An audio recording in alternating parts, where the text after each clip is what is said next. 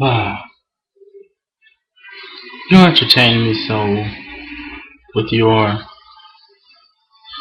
big nose and hatred, but having some sort of wish to not be hated or condemned for something you choose. We're hating others for things that they choose, standing up for what they believe in. And for people who randomly attack people for what they choose to do, I do believe that is wrong. I can see where they're coming from, but some shit you just keep to yourself. It's true. But as to the fact of the hypocrisy of living in a modern society, well, I do this for the animals, but what I do and what I use all works under necessity. Well, what's my excuse? Well, I need shelter. What's my excuse? Well, I need light so I can see. What's my excuse? I need a computer for school so I can get a job and support people. That's really I'm doing anymore. So what about the TV? I don't really need the TV. It only needs to be entertaining to myself and my own thoughts. Do I need a webcam? I don't know. I get bored sometimes. Or I need a video game? So I don't know. I get bored sometimes. I guess those aren't really necessities. But certain things such as eating, going to and from a job, those work under necessity. There's where you possibly have an excuse. But strictly because you want to isn't truly an excuse. But if that's your reason why you want to do something, who cares? I still hate it and hate you and everything about it. And just for FYI, from what you mentioned, people eating meat and things like that, I come from two vegetarian grandparents and two vegetarian parents.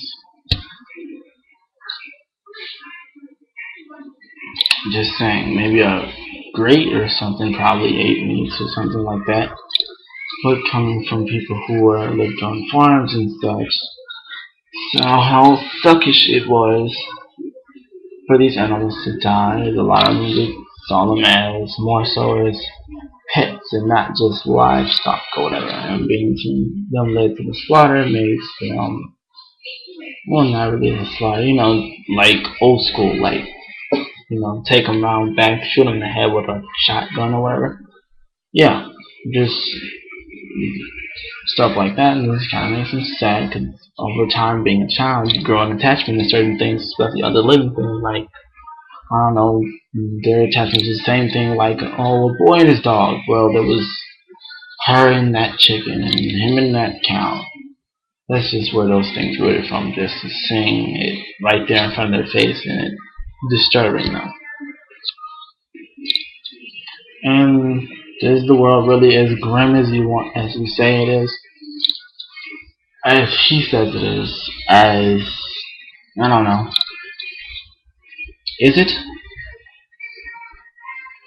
Things like people like Hitler have ever existed would say otherwise of the world's grimness. That there are human beings that people have the potential to be that, to be Hitlers and Joseph Stalins and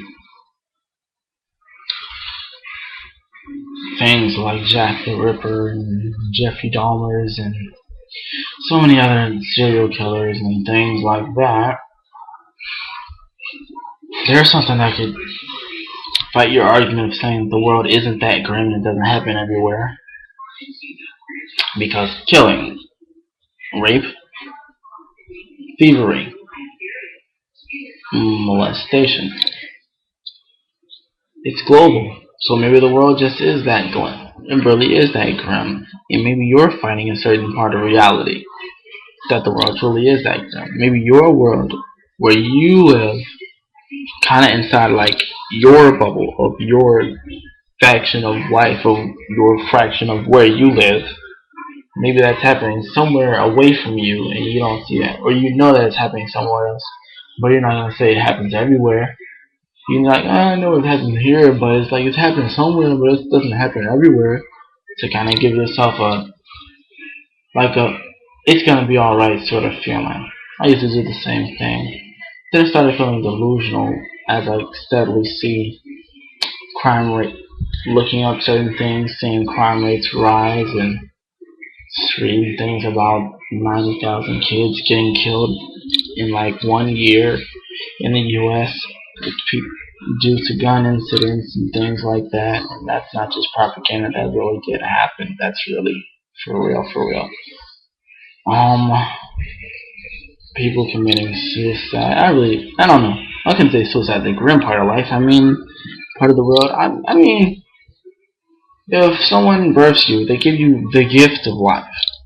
That means it's your gift to do with whatever you want. If you want to blow it, as in blow your brains out, or hang it out to dry, as in hang yourself, why not? It's your choice, isn't it? That means your life. You should choose to end it. So I couldn't say suicide makes it grim. I mean, maybe that's like the most lightest part because then it's like, oh my god, the world. If you looked around you, like, oh my god, this kind of sucks really bad, and then it's like, well, there's your escape, suicide. Just saying. There's something I've been committing for some time, just you know, going without eating.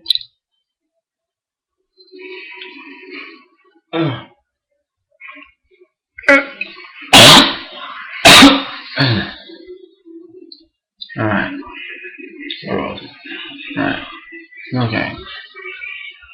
Okay, your thing of saying the world is not that grim as people don't do it up to be actually is not true at all. The world is actually predominantly the people of the world. There's so many billions of us on here.